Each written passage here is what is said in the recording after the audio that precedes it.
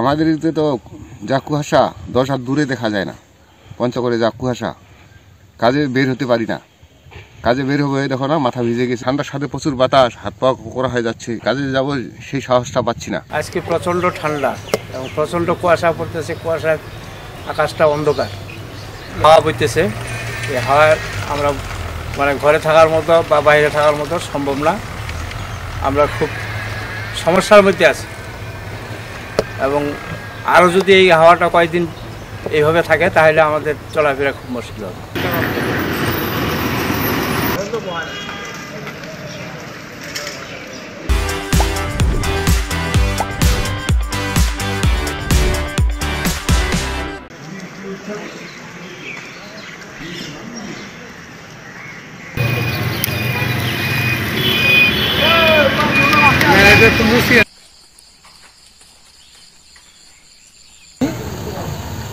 আবহাওয়াটা দেখবা লাগবে তো।